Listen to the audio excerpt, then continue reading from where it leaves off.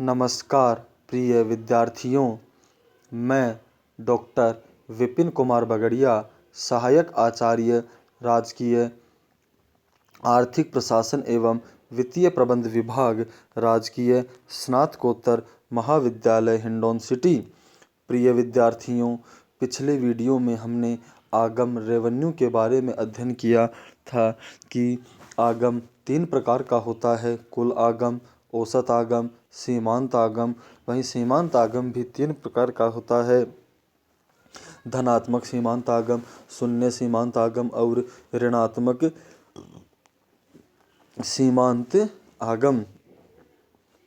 हमें बाजार का अध्ययन करने से पहले हमें ARMR तथा ACMC की ज़रूरत होती है, अर्थात एवरेज कॉस्ट और मार्जिनल कॉस्ट की ज़रूरत होती है। तो यहाँ आज की वीडियो में हम लागतों के बारे में अध्ययन करेंगे। अल्पकालीन लागतें तथा दीर्घकालीन लागतें।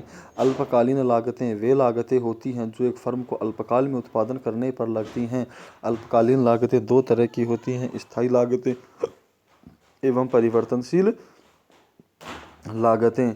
स्थायी लागतें अल्पकाल में स्थिर रहती हैं तथा उत्पादन बंद होने पर भी चुकानी पड़ती हैं। अल्पकालीन परिवर्तनशील लागतें वे लागतें होती हैं जो उत्पादन की मात्रा के अनुसार परिवर्तित होती है तथा उत्पादन बंद करने पर नहीं लगती हैं। परिवर्तनशील लागतें 3 प्रकार की हैं, कुल लागत, औसत लागत तथा सीमांत लागत। कुल लागत बराबर परिवर्तनशील लागतें प्लस स्थायी लागतें। औसत लागत अर्थात टोटल कॉस्ट बराबर TFC प्लस TVC होता है। औसत लागत बराबर टोटल कॉस्ट अपॉन क्वांटिटी होती है तथा मार्जिनल कॉस्ट किसी उत्पादन के साधन की एक अतिरिक्त इकाई को लगाने से कुल उत्पादन लागत पर जो प्रभाव आता है वह सीमांत लागत कहलाता है। अर्थात मार्जिनल कॉस्ट बराबर total cost of N plus 1 minus total cost upon N। कुल अल्पकालीन कुल उत्पादन लागतें।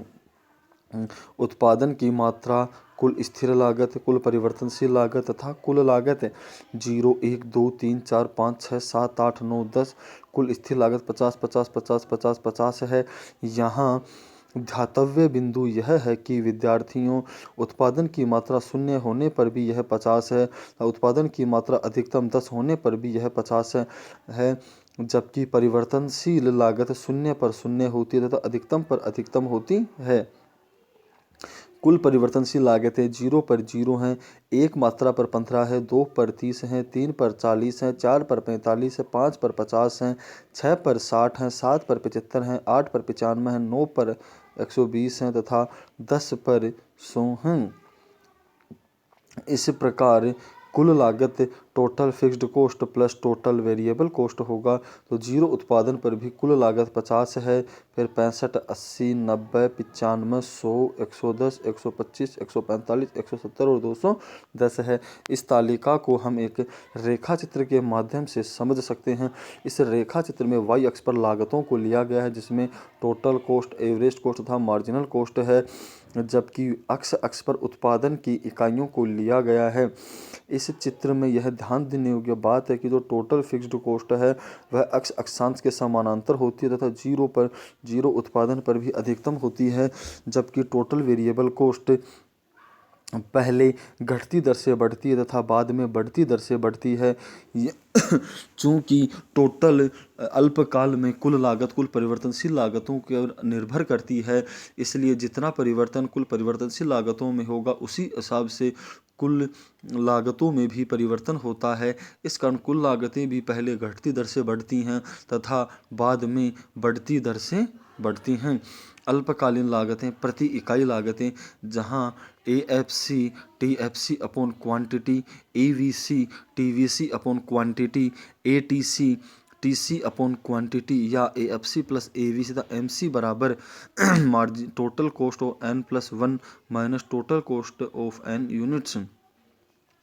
यहाँ पर हम TC TVC AR AVC की लागतों के बारे में अध्ययन करने जा रहे हैं, जहाँ एवरेज वेरिएबल कॉस्ट है, एवरेज फिक्स्ड कॉस्ट है, जहां एवरेज फिक्स्ड कॉस्ट जैसे जैसे उत्पादन बढ़ेगा वैसे वैसे निरंतर कम होती चली जाएगी।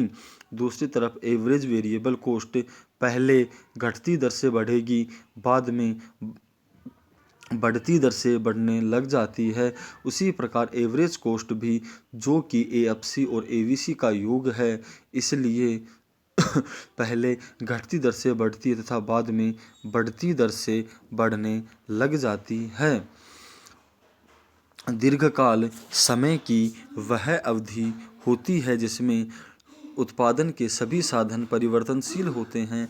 उत्पादन के सभी साधन परिवर्तनशील होने के कारण कोई भी सभी साधन परिवर्तनशील होने के कारण कोई भी लागत स्थिर लागत नहीं होती है। दीर्घकालीन लागतों के बारे में अध्ययन विद्यार्थियों हम अगले वीडियो के अंतर्गत करेंगे। आज के इस वीडियो में हमने अल्पकालीन लागतों जिसमें स्थायी लागत तथा परिवर्तनशील लागतों के बारे में अध्ययन किया। स्थायी लागतों की एक खास बात यह होती है कि यह शून्य उत्पादन पर भी अधिकतम होती है तथा अधिकतम उत्पादन पर भी यह अधिकतम होती है। यहाँ एवरेज कॉस्ट तथा मार्जिनल कॉस्ट के मध्य संबंध भी महत्वपूर्ण है। एवरेज कॉस्ट और मार्जिनल कॉस्ट दोनों ही बढ़ते हुए होते हैं, लेकिन एवरेज कॉस्ट मार्जिनल कॉस्ट की तुलना में तेजी से गिरता है। जब एवरेज कॉस्ट न्यूनतम होता है तब मार्जिनल कॉस्ट इसे काटता हुआ ऊपर जाता है, अर्थात मार्जिनल कॉस्ट का न्यूनतम बिंदु एवरेज कॉस्ट के न्यूनतम बिंदु से पहले आता है। जब यह बढ़ना शुरू करते हैं तो मार्जिनल कॉस्ट एवरेज कॉस्ट की तुलना में तीव्र गति से बढ़ता है। इस प्रकार एवरेज कॉस्ट तथा मार्जिनल कॉस्ट के मध्य तीन संबंध हैं। पहला संबंध, जब दोनों गिरते हैं तो एमसी तेज गति से गिरेगा, जब दोनों बढ़ते हैं तो एमसी तेज गति से बढ़ेगा। धन्यवाद विद्यार्थियों।